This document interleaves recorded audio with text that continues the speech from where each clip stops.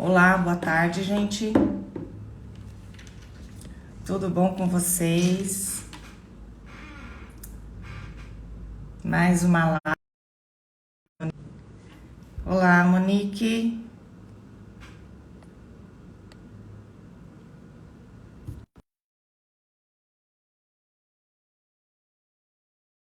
Aqui para entrar. Tá me ouvindo?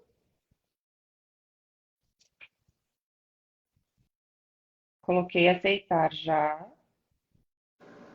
Aqui. Olá, Olá, tá tudo me bom? vendo?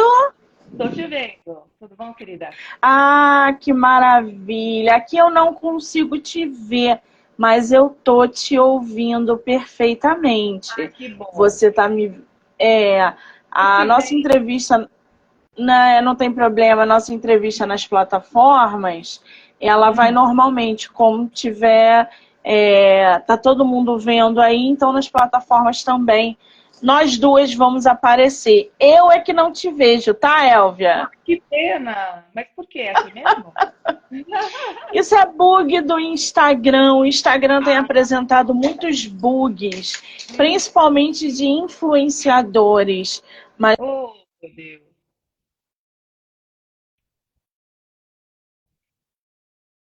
Monique? pronto. Ok. Peraí, que mudou tudo aqui. Pronto, agora sim. Ah, Querida, seja muito bem-vinda ao obrigada. contrário. Tudo bem?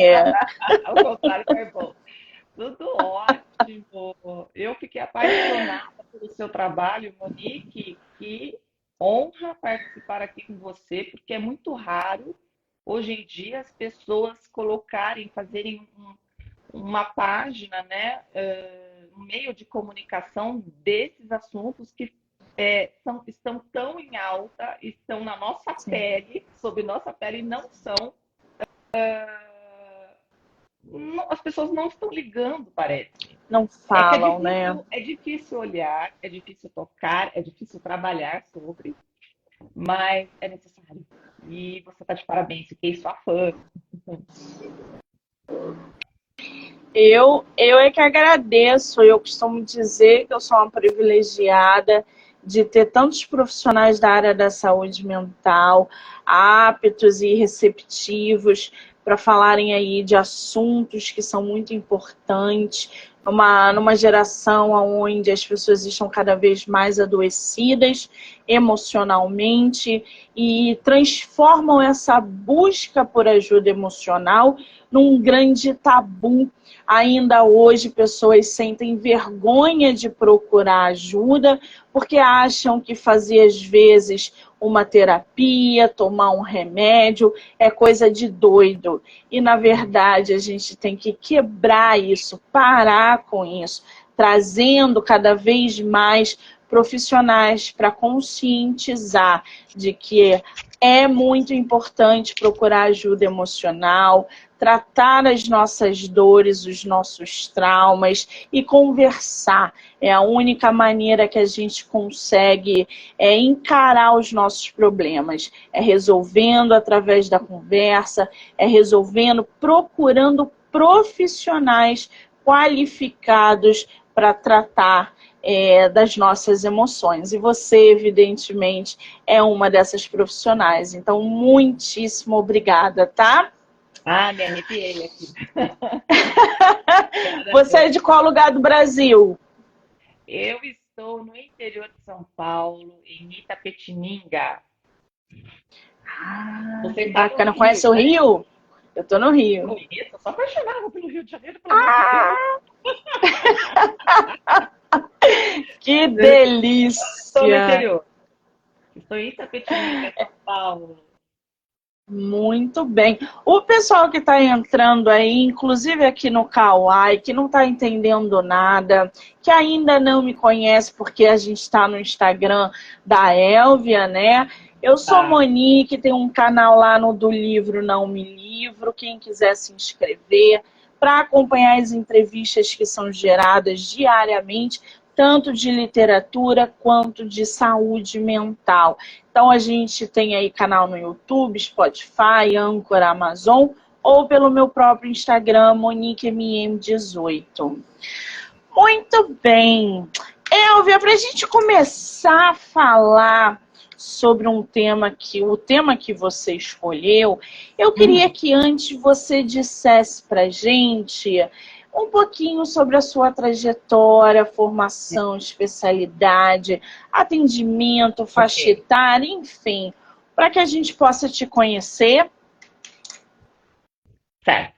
Eu sou formada em administração de empresas, olha isso.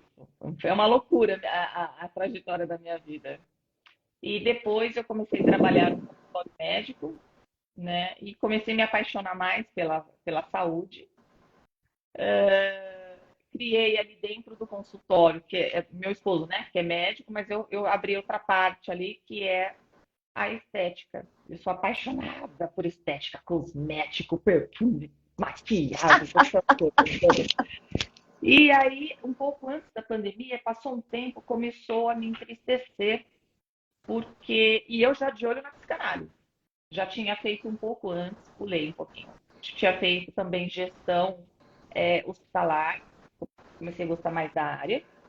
E os anos foram passando, eu trabalhando na clínica e eu assim, abraçando todas as pacientes do consultório, dando risada, gargalhada, abraçava até assim.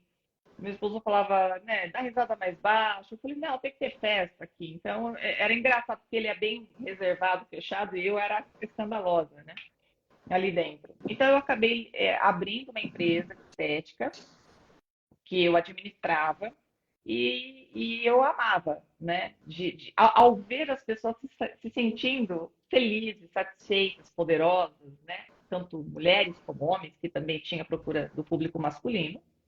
E eu fazia muitos eventos, todas as datas, outubro rosa, janeiro branco, enfim. Todas as datas eu pegava lá uma equipe de médicos, falei, vamos fazer um negócio bacana, palestrinha para cada um, brindezinho para todos os pacientes, até um negócio gostoso. Então eu inventei o café com o doutor, que era dele, mas eu que levantava a bola e ninguém ia embora do café, virava almoço e o pessoal ficava lá, era muito gostoso. Então, eu percebi assim, falei, gente, eu gosto de conversar com as pessoas. Eu não sei fazer uma drenagem, não sei fazer. Então, eu parei com os tratamentos corporais, até porque eu comecei a perceber de algumas clientes nossas maravilhosas que falavam, eu não vou, Elva. Eu falei, por quê? Você não vai no nosso evento? Como assim não vai? Não, porque lá só tem gente bonita e tá. Ali eu parei na hora, acabou o tratamento corporal aqui. De agora em diante, só limpeza de pele. Eu não quero ninguém triste aqui. Passou o tempo e eu já rodeando uma escola de psicanálise há 2 anos, entrei, comecei a me trabalhar, estudar, me formar mesmo. Fiz a formação. Ao mesmo tempo que eu fiz essa formação, em psicanálise, eu comentei com o meu professor, eu estou achando pouco. Ele falou, mas o que mais você queria? Eu falei, queria entender um pouco mais sobre mente. Então, eu fiz uma especialização em neurociências, terminou a especialização, eu falei, e agora? É pouco. Fui lá e fiz em psiquiatria para multiprofissionais. Foi onde fechou, pelo momento, o meu tipo de trabalho. O meu trabalho, o nicho, eu escolhi adolescente. Corta para a pandemia. Fechamos a clínica de estética, meu marido continuou atendendo as pacientes, porque ele não podia, né, fazer atendimento à distância, né, não tinha como. E, e foi assim, para mim, dentro daquele caos, daquela tristeza, para mim foi muito bom, porque eu ficava 12 horas estudando, em curso, né, direto.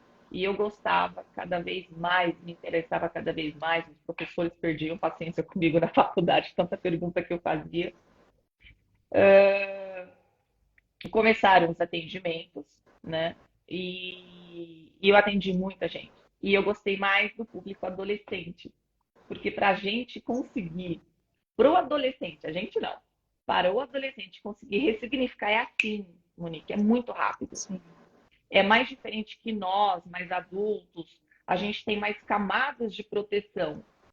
Então, a gente tem um pouco mais de resistência, de fato, de abrir algum trauma com o tema que eu escolhi e tudo mais, né? E não vou parar, eu estou muito feliz com isso, quero continuar, falei, vou esperar um pouquinho, tenho aí alguns projetos aí pela frente, mas é com o humano, é com o ser humano mesmo, né? Então, nessa busca, eu lembro quando entrou a pandemia, não sei se você viu esse recado, você que está envolvida, gosta também desse nicho. Boa noite, queridos que estão entrando, boa noite. Já estou falando boa noite, é tarde, mas já boa noite. Sejam bem-vindos. Não vamos perder tempo, né, Monique? Então, sejam muito bem-vindos, queridos. Começou a aparecer adultos, né? Começaram a aparecer pessoas adultas, mulheres, maior parte, 80%, 70%. E, para o meu espanto, público masculino. Quando eu vi homens, pode ser um pouco preconceituoso, meio machista eu falar isso, ou meio feminista, homens barbados na minha frente chorarem igual criança. Então, por isso que eu falo, eu trabalho com seres humanos. As dores são iguais, né? Então, eu trouxe esse assunto. Não sei se deu para eu resumir mais ou menos a minha trajetória, quem é a Elvia. Pois é, foi ótimo a gente conhecer um Né? pouquinho da tua trajetória para que a gente possa chegar justamente no tema que a gente vai abordar. A Elvia, a gente escolheu um tema que é muito importante, que está relacionado a traumas. A gente sabe que o adulto, ele é resultado da criança que um dia ele foi. Então, comportamentos, atitudes, pensamentos, está tudo relacionado, enraizado com uma infância e uma adolescência que a gente vivenciou. A gente vem propagando ao longo da vida os traumas que a gente enfrentou, os dilemas que a gente não conseguiu encarar, as perdas que a gente enfrentou. Isso tudo vai servindo para moldar quem a gente vai ser no futuro.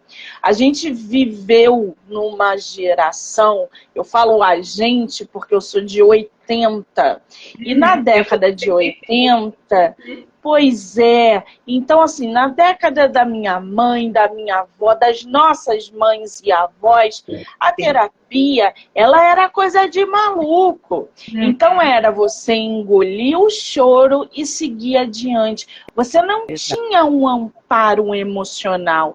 E ao longo da vida, você tinha que lidar com aquilo sozinha.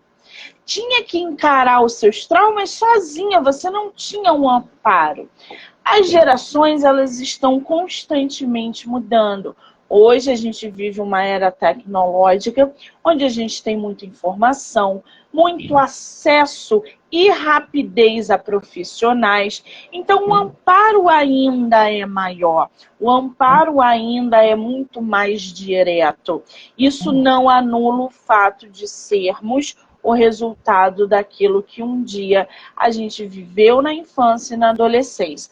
E a Elvia escolheu justamente esse processo que a gente passa, que a gente como um todo, porque se a gente parar para pensar, a gente tem alguma coisa enraizada na infância que a gente trouxe para a fase adulta.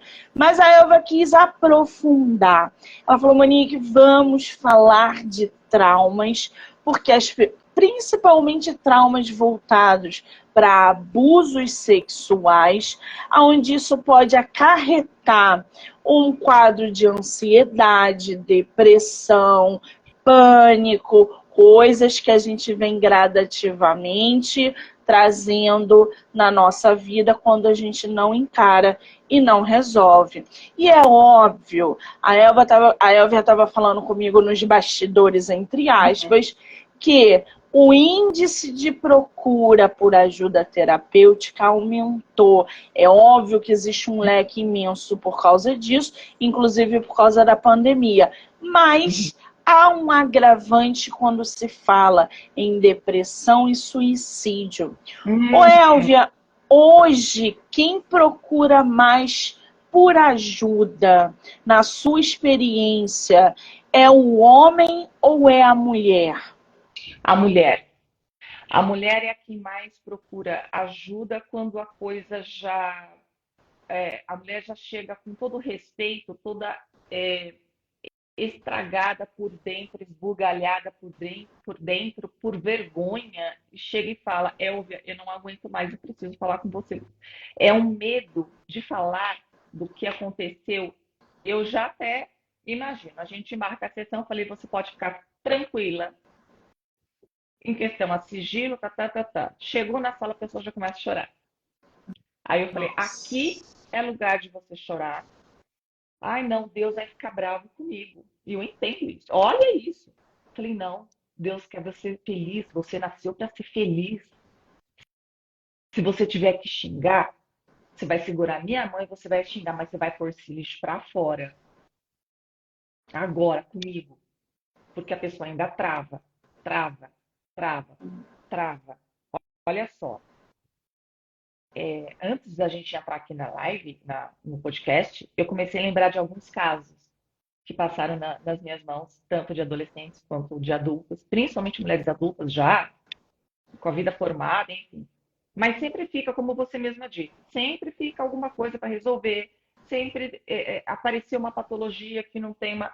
Tem as questões psicossomáticas, sim. Então, assim, só o fato da pessoa falar, como você disse, como nós viemos dessa década de 80, a gente tinha, graças a Deus, a gente tinha um respeito até maior pelos nossos pais e até um medo que não era muito legal. Então, os abusadores, eles aproveitavam disso e falavam: ó, se você abrir a boca, eu vou dizer para a sua mãe que foi você que procurou e você vai apanhar mais ainda. Então, uma coisa que eu fiquei assim com um bolo de choro engasgado na garganta, porque a gente é terapeuta, que a gente não sente também. Na hora da terapia, a gente fica firme. Falei: ó, vamos embora firme aqui, vamos jogar, vamos vomitar tudo isso para fora. Não, porque minha vida acabou, porque minha vida é isso, eu não sinto mais prazer na vida. É a depressão. Falei: tem sim. Tem um grande ser aí dentro de você. Vamos colocar para fora. Quem sabe daqui a um tempo você vai ser uma grande missionária para ajudar outras pessoas. Já pensou? Então a pessoa primeiro precisa ganhar a nossa confiança, até porque tem os dois lados. E eu decidi abraçar a criança, o abusado. Hoje são os adultos, o abusado. A criança ela ainda leva tempo para entender. Hoje as crianças realmente, Monique, elas estão muito mais espertas, graças a Deus. Né? Falam na escola, tem casos de professores, enfim. Então, elas estão mais espertas. Então, hoje, como nós crescemos, essa turminha é da década de 70, 80, vai perceber: poxa, peraí, eu era uma criança ingênua, e geralmente, sim, são pessoas conhecidas, mas peraí, eu confiei. Não é que eu gostava, que assim, a criança escutou o quê? Não, mas você gostava. Não, eu não gostava, eu confiava em você, eu tinha amor por você. É diferente. Então, Monique, esse canal que você está nos dando serve também para essas outras pessoas, os abusadores, a poder um dia, porque assim, teve um que me procurou e eu tive a opção de passar para um colega, porque eles também, alguns, cada caso é um caso, alguns sofrem, é uma doença, alguns sofrem. E ele falou: olha, se você prometer, eu comecei a perceber.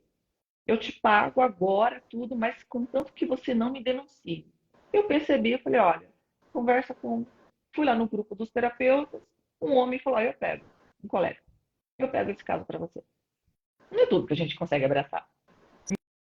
Sim. Então, as pessoas já adultas, quando elas vão ver quando a bomba explodiu, no sentido do relacionamento, da tendência de ir para o álcool, são probabilidades, né, que são até falado em artigos científicos, que a pessoa pode cair fácil para uma prostituição, para o alcoolismo, para a comida, para jogos, seja o que for. Mas não significa que você vá Até porque se existisse, o número de pessoas que foram molestadas, abusadas na infância, seria um prostíbulo a cada esquina, com todo respeito, Sim, né? sim. Então, até quando você disse que estourou a pandemia, nós recebemos uns recados assim, psiquiatras, psicólogos, psicanalistas, terapeutas em geral, se preparem, o Brasil ou o mundo vai precisar muito de você. Então, a maior parte das pessoas que vêm conversar comigo, o assunto hoje é o ver meu relacionamento com a minha namorada que não tá legal, com meu marido que não tá legal. Começa, aí a gente tem que analisar assim como era o ambiente familiar lá atrás. Ai, que coisa chata ficar falando de pai e mãe. Não, eu gosto de olhar, pelo menos uma vez que seja, porque a gente tem que ter esse olhar lá atrás.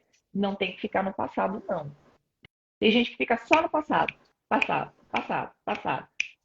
Vamos olhar para o passado? Vamos. Elvio, eu não consigo perdoar. Não tem problema, mas liberta. Liberta essa pessoa. Solta essa pedra para você ter perna e continuar. Né? Pois é. Você tocou aí em vários pontos que são interessantes. Primeiro, pandemia. A gente não tem como dizer, né? Ah, não, a pandemia estava todo mundo enclausurado. Os abusadores estavam enclausurados Sim, com as suas vítimas. sim, Quando a gente para pensar na quantidade de criança que sofre, e adolescente, sim, meninas e meninos que sofrem abuso sexual dentro de casa e sim. nessa pandemia estavam enclausurados com seus abusadores, a gente passa mal. Passa mal. A, a gente não tem a noção da quantidade de criança aterrorizada e traumatizada por estar enclausurada com os seus abusadores. O problema que isso foi, porque a gente vê a pandemia como perdas, obviamente, Sim. como esse isolamento que causou depressão, toque, transtorno. A pandemia foi um negócio enlouquecedor. Todo mundo concorda com isso. Mas quando a gente fala de vítimas de abuso sexual, elas estavam enclausuradas, além de não irem para a escola, além de não conseguirem socializar com os amigos, além de não conseguirem pedir ajuda, elas estavam enclausuradas com os seus abusadores Exatamente. diariamente. É só a gente olhar para o lado que a gente vai conhecer ou ouvir uma história de quem já passou por um abuso. E aí Sim. você aumenta essa percepção para você ter ali mais ou menos uma ideia do que é você conviver com seu abusador diariamente, Sim. sem poder pedir ajuda. Isso eu estou Nossa, falando de uma criança, né? Uma criança, um adolescente. Quando a gente fala de abuso sexual, a gente fala, mas a menina. Não, os meninos também sofrem abuso. Sim. Inclusive, quando a gente estava falando do suicídio, eu participei também de um grupo Suicídio Zero, que era a proposta, né, o projeto. E uma vez eu estava dando uma palestra em uma empresa aqui, e eles me perguntaram, né, que era saúde mental pós-pandemia, mas era realmente prevenção contra o suicídio. Então, eles perguntaram qual era a maior taxa, né, de suicídio, mulher ou homem. Eu falei, a procura, a tentativa, eu falei, a gente pode, tá, Monique? Falar, a gente não pode falar como. Isso a gente sabe. A gente não pode falar como, mas falar sobre tem que ser falado sim. Até a minha ex-professora desse curso aí do Suicídio Zero, ela falou, vamos parar de ficar usando só etiquetinha, fitinha amarela e vamos trabalhar. Ela puxava a nossa orelha. Bom, ela é o seguinte, o número maior de tentativas é o público feminino, mas o número de óbitos mesmo é o masculino, porque o homem segura tanto, tanto, tanto, tanto, por quê? Porque é vergonha, porque eu sou homem, porque eu tenho que ser homem da casa. E tem coisa desde lá de trás que não foi tratado, porque ele não podia falar. Onde já se viu? Se falasse, apanhava do pai, da sociedade, da esposa ou do esposo, sabe? E aí chega, quando vai ver, já foi. Não dá mais tempo de salvar essa pessoa. Então, o índice maior está no público masculino. As tentativas maiores são o público feminino, né? Dá para a gente saber, por exemplo, assim, as mulheres elas usam coisas entre aspas mais fracas, mas não são fracas, né? Remédio não é fraco, mas dá tempo de socorrer, de ir lá levar no hospital, fazer uma lavagem, levar para psiquiatria, que é maravilhosa, a terapia. Então, eu amei, eu amo esse meu trabalho, porque agora eu consigo trabalhar em conjunto, porque eu sozinha não faço nada. E eu conversando com os psiquiatras, nossa, sou amiga de um monte deles. É uma delícia conversar com eles. Eles também abriram muito o leque. Eu não sei o que aconteceu, porque assim, tudo mudou. A medicina mudou, o modo das pessoas pensarem alterou para melhor. A gente está no meio do caos, mas existem muitos pontinhos brilhantes aí no mundo, um monte de estrelinha, vamos falar assim, que é para o bem e tem como a gente se agarrar. Ah, Elvia, eu não tenho dinheiro para me tratar, para ir a um psiquiatra, para ir a um neurologista, porque o psiquiatra, um bom psiquiatra, ele vai realmente perguntar como era o seu ambiente familiar e tudo mais. Se precisar tratar, ele trata com medicação e indica e ó, manda para os psicoterapeutas, para os terapeutas, para os psicanalistas, para, entendeu? Inclusive eu levanto a bola aqui para os nutricionistas, envolve todo mundo. O grupo de ajuda é muito grande para É uma sair da rede, depressão. né? É uma rede maravilhosa. Os educadores físicos, eles olham, vamos ver como é que estão as suas vitaminas. O médico pediu, faz um exame de sangue, faz isso, faz assado. Não, estou em depressão, Elva, eu não consigo sair da cama hoje, quando é para mim. Então não saia. Assiste um filminho, amanhã você levanta. Mas amanhã você vai dar uma voltinha de 10 minutos. É como se fosse uma enfermeira segurando nas mãos de uma pessoa que saiu de um centro cirúrgico. Ó, dá a mão aqui, vamos até ali, dar uma voltinha e volta. Vamos ali comer, se alimentar e volta a descansar. E a pessoa vai melhorando, vai andando. É assim, porque para se reerguer de uma vez é complicado, porque a pessoa segurou o trauma a vida inteira. Ela segura um saco de batata, uma pedra, um saco de pedra, a vida toda. E isso eu estou falando também de público masculino, tá? Que chora. Eu sei que tá em alta aí, e é fato, né? Do abuso psicológico de mulheres, né? De famosas aí que estão falando que está ajudando outras mulheres a terem coragem de abrir e falar, mas existe uma taxa menor, mas que as mulheres fazem o mesmo com os homens. Eu não estou defendendo aqui nem homem nem mulher, eu trato com ser humano. Eu não vou aguentar também ver um homem chorar na minha frente. Sim. Até Né? porque o homem também, né, gente?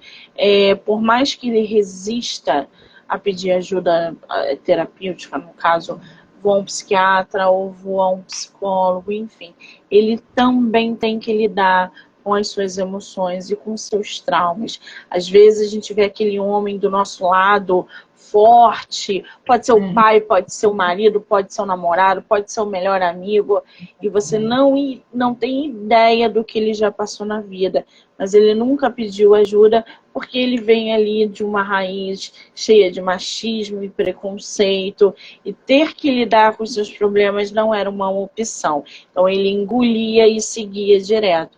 Hoje, graças a Deus, os homens estão mais abertos na hora de pedir ajuda, seja para lidar com problemas relacionados a traumas vivenciados, porque eles também têm essa bagagem, ou a questões, inclusive, depressivas, dentro do quadro de ansiedade. É uma coisa que vai englobando vários temas. Agora, o Elvia, me diz o seguinte, quando um paciente, por exemplo, entra no seu consultório, busca por ajuda. Como é que você sinaliza ali os sinais de abuso na infância, de um trauma vivenciado? Porque a gente dá sinais diariamente, né? Sim, Mas um olhar profissional, ele é muito mais aguçado, ele é bem muito mais, mais rápido. bem Como é mais. que isso funciona dentro do consultório? Olha, Monique, com a criança, é, geralmente é através por desenhos, né? Por isso que eu não pego tanto criança, porque a criança tem que envolver ali na terapia papai e mamãe, daí é um trabalho triplo. Por isso que eu prefiro adolescente. Não que o adolescente eu não tenha que dar satisfação, tudo certinho, mas o adolescente já vem mais aberto, tia, isso me aconteceu e tal. A criança, ela ainda está no início daquela formação. Imagina, o nosso córtex pré-frontal ele é terminado de se formar com 24, 25 anos. Imagina uma criancinha que acabou de nascer. Então, pela criança e tudo, até com o adolescente a gente usa assim nos desenhos, mas você vai se assustar. Eu começo a perceber, ter essa percepção através do olhar. Tem pessoas que gostam de estudar, teve gente que já me perguntou se estudou minha análise corporal, eu acho isso incrível. Eu ainda não estudei. Eu acho que cada um tem o seu dom, ou a minha curiosidade é pelo olhar. Pelo tipo do olhar, eu percebo o tipo de ajuda que a pessoa está pedindo. É estranho essa resposta, mas eu me identifico com o tipo do olhar da pessoa. Até, como você falou que a gente tem um pouco mais aguçado isso, eu assisto muito, né, às vezes, juíza dando a sentença para menores infratores. Eu olhava não, esse se salva. Eu olhava outro e eu falava, essa não se salva, pelo olhar. Pelo olhar, você pega a tristeza da pessoa, se ela foi abusada Sim, ou se ela tem problema com a mãe ou não, com o pai ou não. Não sou guru, gente. incrível isso, né, Não, gente? eu me estranho. Esse É um feeling que, quando eu fui é, percebendo, eu fui acertando, né? Falei, nossa, eu buscava a lei, nossa, é isso mesmo. é, Quando a é pessoa falava, quando eu ia dando abertura para aquilo que a pessoa tinha medo de falar, aí ela desabava e batia, era batata. Eu olhava bem nos olhos. O olhar da gente, né, transmite tanta coisa, assim. exatamente. Agora, quando a gente fala aí, né, de abusos na adolescência, na infância, como é que a gente pode, por exemplo, a gente não, né, vocês que são profissionais da área da saúde mental, identificar que esse paciente, através de um trauma, através de um abuso, isso automaticamente interferiu não só na autoestima dele, mas na autoimagem. Às vezes aquela pessoa tem uma autoestima muito baixa, muito introspectiva, e aí procura uma ajuda para tentar dar aquele respiro, né? Mas é óbvio que na primeira sessão, por exemplo, ela não vai falar de todos os Não, abusos que ela vai sofreu, chegar de toda todos os. assim. Você não tá me ouvindo? Ela vai chegar toda Exatamente. se abraçando, se protegendo. Sim, vai. Ela vai se vestir de uma maneira, ela chega se vestindo de uma maneira que eu não conhecia antes. Então, geralmente a mãe traz, né? E eu converso antes com os pais e tudo mais. E aí eu converso com ela junto com a mãe ou com ele. Você vai confiar na tia? Você vai saber que aqui é sigiloso. Você vai confiar na tia? E aí eu entro com um papo descontraído, cada um tem uma maneira, né? Mas assim, eu vejo que depois eu percebo que a roupagem dessa pessoa começa a mudar depois que termina o tratamento. O meu tratamento é meio quick, é meio rápido, não é muito demorado, geralmente. Porque eu faço a pessoa cavocar, entrar lá no fundo comigo, como se eu olhasse o abismo mesmo. Eu falei, vamos olhar isso aqui, eu tô junto com você, xinga, libera, perdoa e vambora. A pessoa começa, nossa, tia, estou me sentindo melhor. Não é desse jeito que eu tô falando, mas sabe, é meio que assim, viu? Você sentiu raiva a vida toda e não pôde. Com a tia você vai poder colocar a raiva pra fora. Ah, mas será que meu pai vai ficar bravo? Não, não vai ficar nem sabendo.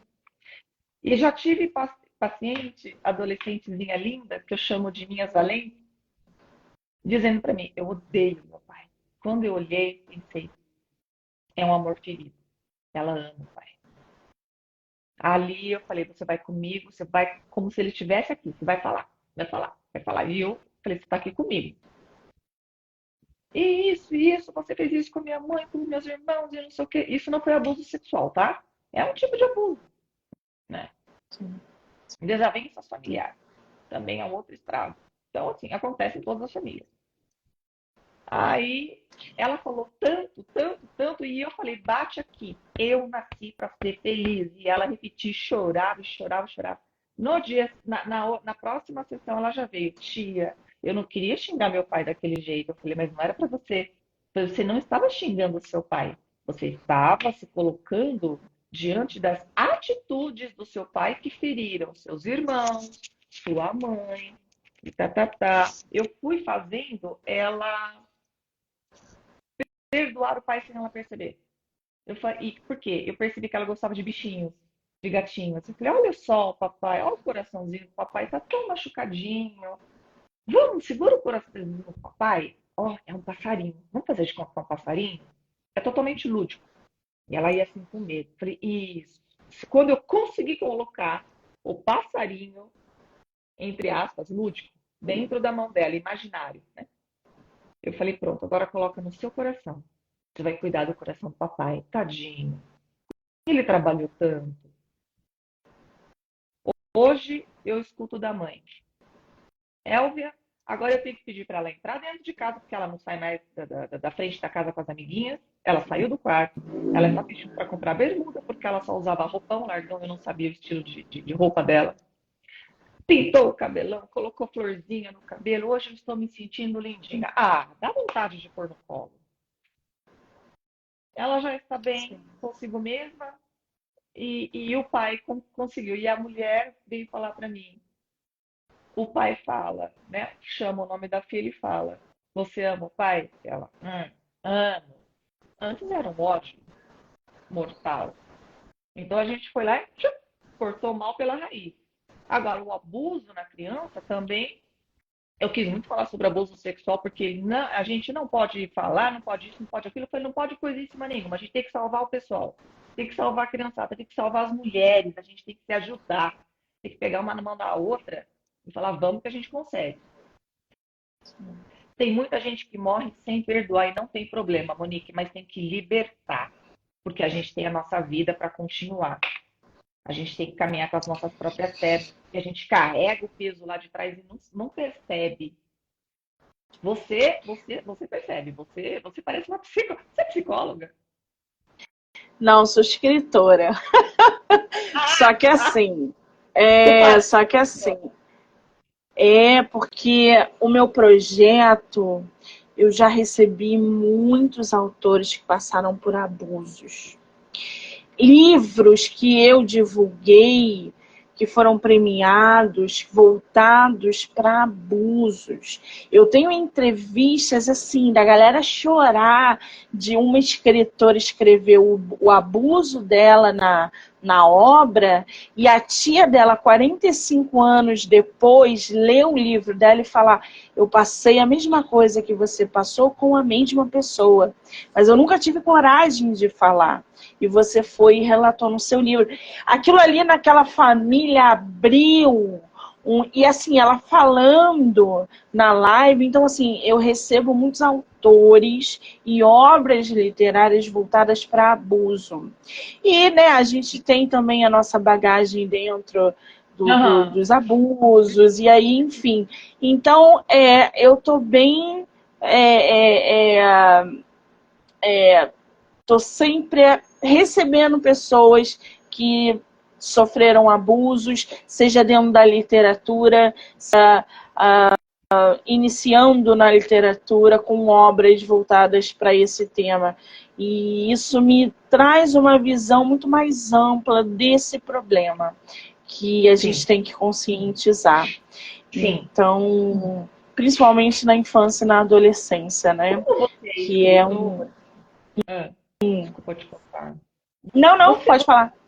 já percebeu que as pessoas começam a desabafar esse problema sério a partir dos seus 30 anos, 30 e 40? A pessoa fala, poxa, por que que eu não fiz isso antes? Diferente das adolescentes de hoje, que tem outra cabecinha já mais adiantada do que a gente, né? Você percebe isso também? As pessoas que colocam a verdade para fora, as pessoas adultas que são acima de 30, Eu, 40. eu acho que, por exemplo, vou falar no meu ramo, que é a literatura. Eu Hum, acho que a escrita é uma forma terapêutica de muitos autores lidarem com os seus problemas, inclusive abusos. É por sim. isso que quando a gente pega um livro para ler e se identifica com um personagem ou com aquele cenário, a gente fala, nossa, isso é tão real, é porque algo daquele escritor ou daquela escritora foi inserido na obra. Então, a Total. gente fala que é uma forma ali dele lidar com os seus monstros. Por exemplo, eu escrevi um livro voltado para uma parte paterna, onde dentro do meu livro eu usei uma personagem que resolvia todos os meus problemas paternos, na qual, na realidade, eu não tenho coragem, eu não tive, eu ainda não estou pronta. Mas eu usei Hum, essa personagem para lidar com todos esses problemas dentro da ficção. Então eu tirei um peso de dentro de mim, porque eu dei maravilhoso. voz a ela e ela falou por mim tudo que eu gostaria de falar. Se um dia o meu pai ler esse livro, ele vai saber exatamente o que eu gostaria que acontecesse, que eu dissesse para ele na realidade. Então, aquele momento ali foi uma espécie, uma forma terapêutica de colocar esse lado paterno para fora e jogar para o perdoar, como você falou, tirar isso das costas e seguir adiante. Porque enquanto esse livro não ficou pronto, eu sentia que eu estava carregando muita coisa dentro de mim. E eu precisava jogar isso para fora. E quando eu terminei o livro, eu descobri tanta coisa sobre mim que eu estava Ai, que delícia. encarando que eu falei, uau, agora vai. Ainda não publiquei, mas ele está sendo produzido para 2024. Então, os Maravilha. livros, Se chama eles escrita têm, terapêutica, né? é basicamente isso, É, entendeu? E aí cada é. um tem pegada. Mas hoje em dia a garotada não escreve livro para lidar com os problemas. Ela vai para a rede social e faz um vídeo chorando, pedindo ajuda, às vezes por uma questão de carência, às vezes por uma questão de visualização. Não dá para saber hoje o que uma adolescente, por exemplo, de 16 anos, quer quando ela grava um vídeo pedindo socorro. Ou quando ela Exatamente. grava. Não dá para saber se ela Tanto quer visualização ou se ela quer ajuda. as redes sociais ajudaram tanto as nossas crianças, os nossos jovens, mas existe um perigo também, né?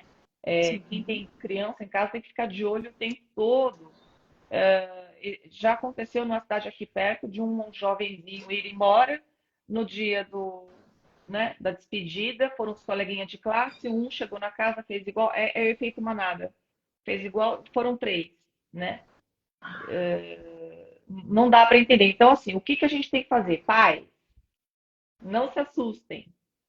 O que que vocês têm que fazer? Trazer os filhos de vocês um pouco mais para a vida real e um pouco menos para a vida do celular, da internet. Eles vão ficar bravos? Vão, não tem problema, pode ficar de bico. Vem aqui ajudar a mãe aqui, ó, jogar o lixo aqui fora. Vamos dar uma volta com o cachorro? Olha o céu ali. Ninguém olha para o céu. As crianças estão ficando corcundas, né? Então, assim, tem os prós e Sim. contras. Vamos trazer mais as nossas crianças, principalmente os adolescentes, que a gente não sabe o que eles estão olhando. Pai e mãe, os adolescentes vão ficar bravos aqui comigo. Existe o link da família, né? Que o pai e mãe colocam lá uma senha no celular do filho, acabou o horário para ele poder dormir mais cedo, para ir para a escola cedo, para acordar mais cedo, para ter vida. Porque, assim, no restaurante, por exemplo, eu proíbo meus 2 filhos e marido, tive que proibir até o marido. Não, é proibido na hora de almoçar e jantar, todo mundo com o celular na mão. Não, a gente vai olhar um para o outro, a gente vai conversar. Não tem diálogo, Monique. Não existe mais diálogo. Em relação, desculpa voltar ao assunto aqui, da, é, dos traumas, não são só. Eu quis levantar a bandeira para o abuso sexual, sim, mas os abusos também são psicológicos nas crianças. Abandono, Monique, pior coisa que tem. Às vezes nem é abandono sexual, é abuso sexual, é abandono, é a maledicência, é tudo, é uma crueldade. E a criança, ela é tão forte. No começo do nosso podcast, eu estava quase chorando, eu me segurei. Porque eu Por quê? tava muito porque eu estava. O recado que eu vou dar para os abusadores, porque eles, eles assistem. Eu estou muito grata pelo seu canal. Parem de mexer nas nossas crianças. Vamos buscar tratamento. Exatamente. Vocês sabem que vocês têm alguma patologia. Essa criança poderia crescer sem adquirir uma patologia, uma ansiedade, uma depressão borderline na vida adulta, o problema com relacionamento, tirar a própria vida.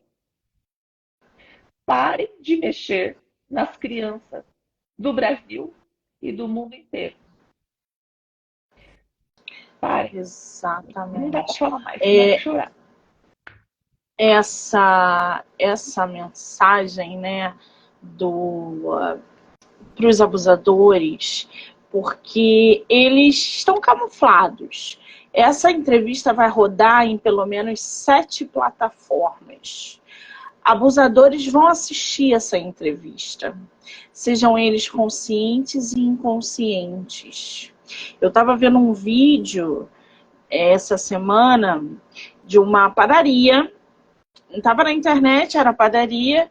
O pai estava com uma criança no carrinho, brincando, ele tomando um café, e daí chega um homem e fala, e aí, fulano, não sei o quê, não sei o quê, e vai, sabe, cumprimentar a criança, ô neninho, não sei o quê. Cara, ele vai na parte íntima da criança de 3 anos que está sentado no carrinho. Aí ele vai, mexe lá, tipo, oi, neném, não sei o quê. Daqui a pouco ele vai de novo na parte. Cara, o pai deu um socão na hora, foi instintivo. O pai socou ele na hora e vieram as pessoas dizendo assim, mas não é por mal. Claro que é por mal, como é que tu vai cumprimentar uma criança mexendo na parte íntima dele? Como é que você vai brincar com uma criança? Tá louco? A criança ela ainda não sabe se aquilo é errado ou não. Peraí, meu pai está aqui, que é uma pessoa de confiança, ou a minha mãe, ou o meu cuidador, ou a minha babá, e tem alguém mexendo. Isso é certo ou não? A cabeça da criança ainda não se entende. Aí ela cresce com uma revolta, ela falou, poxa, por que eu não percebi isso antes? E ainda tem os abusadores, lá, os mais lá de trás, que falam, não, é normal. Eu É sei que o normal. pai deu-lhe um tapão na cara, julgou ele do outro lado, e aí veio uma galera falando assim, mas ele estava cumprimentando a criança, e o pai falando, ele não vai cumprimentar meu filho mexendo no pinto dele, tá louco, tem 3 anos meu filho, e não foi uma vez, foram 2 vezes, ele tá pensando que e deu-lhe um socão que ele caiu lá do outro lado. Então assim, o abusador ele é esse, que chega perto de você, um sorrisinho, oh, nenenzinho bonitinho. Quando você vira as costas, ele molesta teu filho. Sim. Entendeu? Então, Sim. tudo tem que estar. Você tem que estar esperto o tempo todo. O tempo todo, não tem sossego. Parece que não tem sossego. Né? Ao mesmo tempo, tem o lado que os pais ou cuidadores, tios, primos, enfim, protegem tanto a sua criança que deixa a criança dentro de uma bolha, e quando a criança cresce não sabe fazer um nada. Aí a gente fala, poxa, protegi tanto meu filho que eu Não estraguei meu filho porque eu sabe. protegi demais, a criança não estava fazendo nada. Então, quando eu percebi, eu comecei a fazer a minha filha fazer as próprias coisas, mas falei, nossa, eu protegi demais, né? Mas assim, os abusadores, eles precisam, tem alguns que sofrem. Eles não conseguem parar porque é um vício. Já veio, né, como te disse, uma pessoa me pedir ajuda. Eu não pego essa bola, a minha bola é outra, a minha bola é tratar do abusado. Mas essas pessoas têm que ter tratamento, sim, para dar uma acalmada, medicação e sim cumprir com a lei. Não tô passando a mão na cabeça da pessoa. E essas pessoas têm que se afastar, teriam, né, que ser afastadas da sociedade. O que não acontece, e no Brasil não vai acontecer, né? Então, assim, é ajudar a gente a estender a mão, é falar mais, abrir mais. O quanto mais a gente puder falar sobre isso, mais pessoas vão te procurar falar, Monique, eu posso falar com você? Isso aconteceu comigo. Eu tenho certeza que já chegou gente para você falar. Dentro da literatura já, porque assim, o espaço para terapeutas no meu canal, ele está aberto há um mês, que foi quando eu vi que o índice de suicídio com autores estava crescendo. E aí eu recebi uma informação, uma mensagem de que um autor que eu tinha entrevistado se suicidou, o Leandro. E eu falei, não, peraí, para tudo. Se a depressão, porque nós escritores temos muito esse lado melancólico, nananã. Então a gente acaba entrando numa atmosfera depressiva, às vezes inclusive para criar e escrever uma obra que as pessoas não têm ideia. E aí eu falei assim, não, peraí, não adianta só divulgar autores e obras literárias. A gente tem que aprofundar um pouco mais. Se as pessoas estão com depressão, o que é alarmante, e os escritores estão se suicidando, porque logo depois outro escritor se suicidou. Eu falei, não. Vou abrir o espaço no canal para que terapeutas possam vir aqui conscientizar essa galera da busca por ajuda emocional. E aí tem um mês que eu tô recebendo só os terapeutas junto com os meus escritores. E a galera tem me dado um retorno muito positivo dessa conscientização. Esse retorno que você recebeu em relação assim, é como se esses escritores estivessem colocando esse desabafo da sua própria vida? Monique? É o que? Não entendi.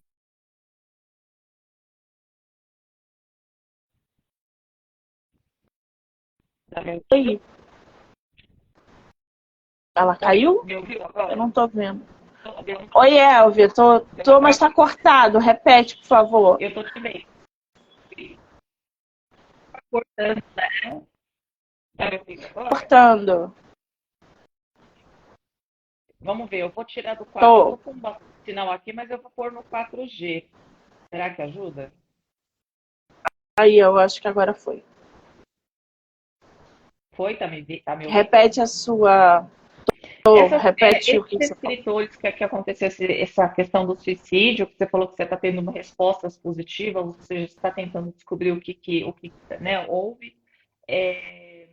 Você acha que é mais no lado do escritor colocar a sua própria, as suas dores, as suas sombras, colocar no livro e tirar a sua vida, ou não? Não, eu acho que há uma força muito maior quando você encara os seus problemas. A gente tem essa mania de camuflar ou deixar para depois eu resolvo isso, agora não, daqui a pouco eu vou mexer na ferida, agora não. E quando você produz uma obra literária, você mexe com dores. E às vezes com dores que você não está preparado para encarar. E isso te afeta de uma maneira tão negativa que você não aguenta o tranco. E aí você entra num processo depressivo, provoca o bloqueio criativo, tanto é que nós temos autores que estão passando por bloqueios por anos, porque não conseguem lidar com as próprias emoções e não buscam ajuda.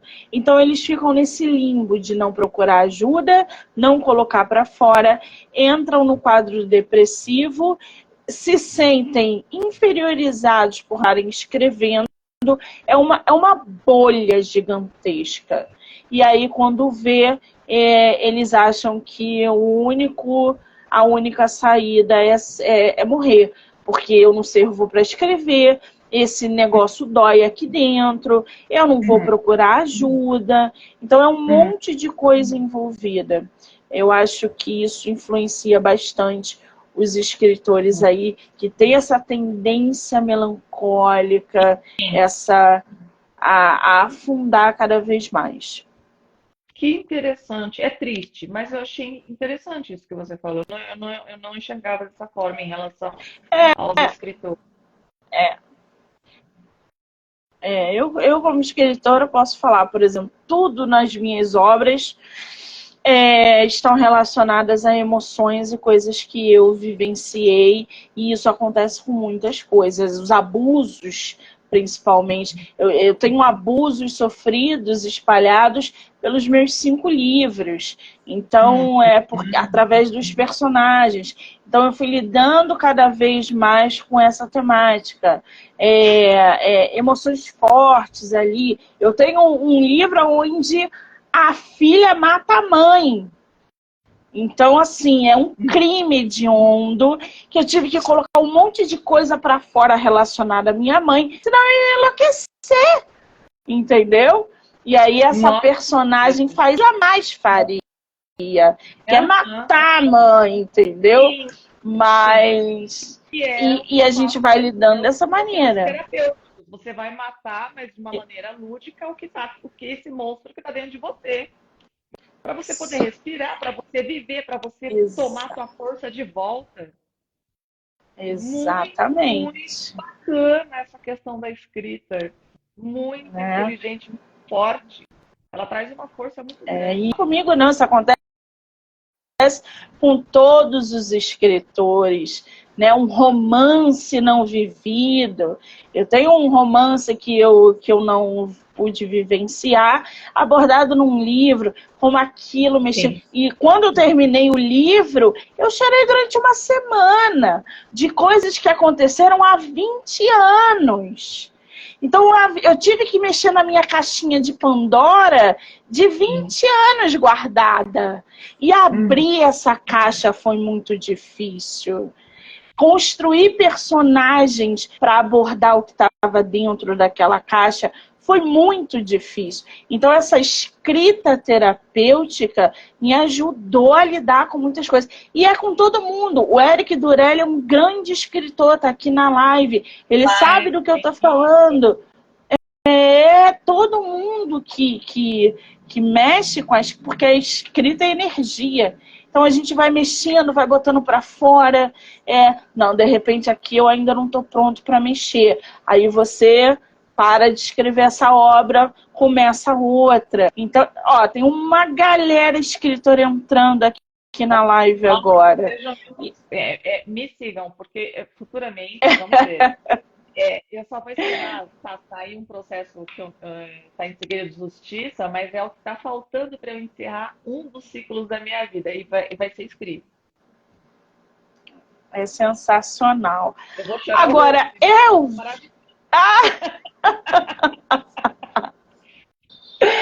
Agora, Elvia, me diz uma coisa. Eu sei que eu tô no seu Instagram, mas para o pessoal que está entrando, qual é o seu Instagram?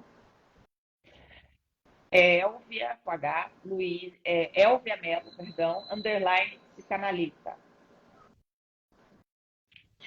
Muito bem, gente. Então já sigam lá a Elvia, ela que é psicanalista, que hoje a gente falou muito sobre abuso. Elvia, você está convidada a voltar para falar mais sobre vários assuntos. Caraca! E tinha tanta coisa aqui que eu anotei de lembrete aqui para falar, mas aí quando a gente fala, o assunto é tão sério e tão delicado que a gente fica nisso, não fala em outra coisa. Mas eu ia até falar, né, que assim, existe uma estatística, estudo, né, de crianças